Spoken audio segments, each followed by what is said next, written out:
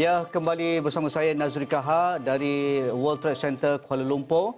Itu tadi ucapan yang diberikan oleh Putusan Khas Perdana Menteri berkaitan dengan pelaksanaan PKP, dan dari info yang kita dapat dengar tadi bahawa Perintah Kawalan Pergerakan untuk 14 hari bermula jam 12.01 tengah malam Rabu 13 Januari 2021 sehingga 26 Januari 2021 melibatkan 3 peringkat pelaksanaan, iaitu yang pertama PKP ke atas 6 buah negeri, iaitu Pulau Pinang, Selangor, Wilayah Persekutuan, Kuala Lumpur dan Putrajaya dan juga Labuan, Melaka, Johor dan Sabah, manakala PKP bersyarat di 6 buah negeri, iaitu Pahang, Perak, Negeri Sembilan, Kedah, Terengganu dan Kelantan, manakala PKP pemulihan dilaksanakan untuk 2 buah negeri, iaitu di Perlis dan juga di Sarawak. Jadi beberapa perincian dititipkan dalam ucapan Perdana Menteri ini, dan seperti yang kita jangkakan, bagi negeri yang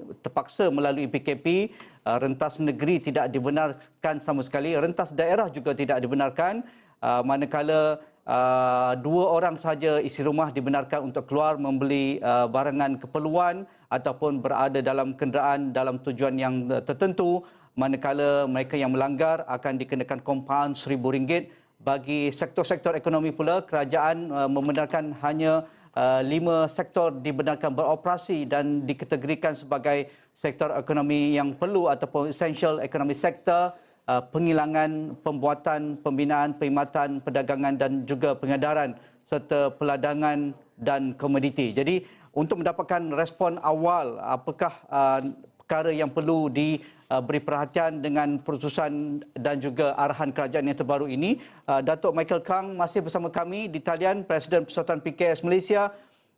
Datuk, komen segera Datuk dengan pelaksanaan PKP 2 minggu bagi negeri-negeri, 6 negeri tersebut itu, dan apakah reaksi awal Persatuan PKS dengan arahan-arahan yang hampir sama seperti PKP pertama kita pada Mac 2020 yang lalu?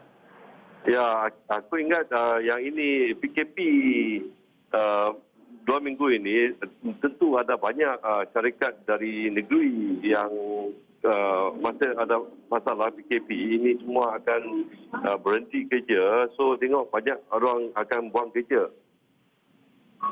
Sebab syarikat kita boleh lagi menahankan membayarkan gaji kan dengan sewa atau dengan bank loan.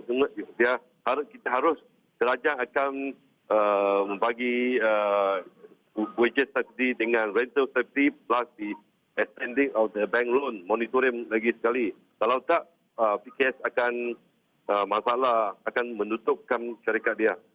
Ya. Bagi PKS yang ingin terus melaksanakan perniagaan, terus menguruskan operasi harian mereka, syarat yang kita sedia maklum seperti juga pada MCO yang pertama, hanya 30% pekerja dalam kumpulan pengurusan dibenarkan berada di pejabat, manakala bagi mereka yang tidak perlu berada di rumah ataupun work from home, dan perinciannya akan diberikan oleh pihak MITI ataupun Kementerian Perdagangan Antarabangsa dan Industri. Apa rayuan oleh pihak PKS untuk memastikan sektor-sektor yang kritikal dan juga PKS yang kritikal ini dibenarkan juga untuk beroperasi dalam SOP yang ketat, menuruti apa juga arahan kerajaan?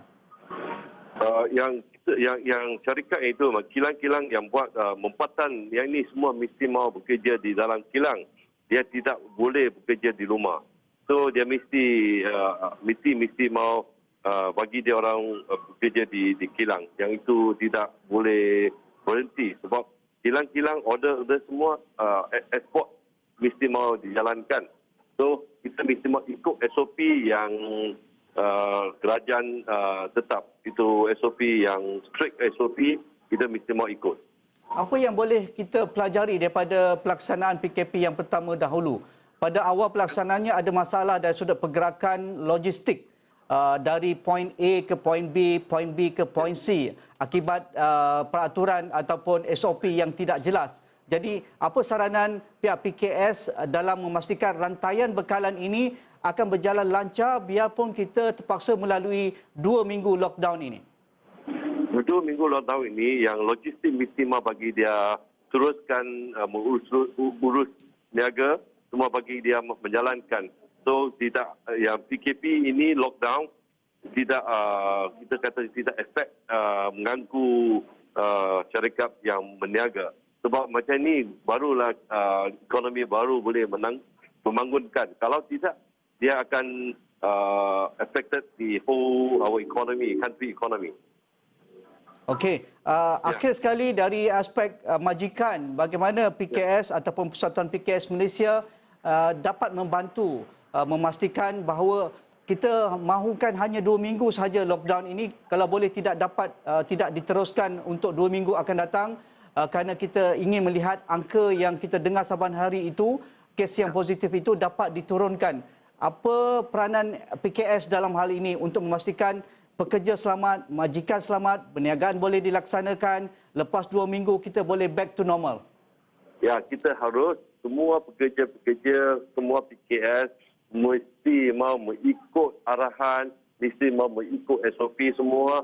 Kita menjaga sendiri, jangan spread COVID, mengikut SOP, pakai mask, cuci tangan semua. Kita boleh 2 minggu ini boleh selesai, akan menurunkan COVID ini, kita menjalankan bisnes sekali.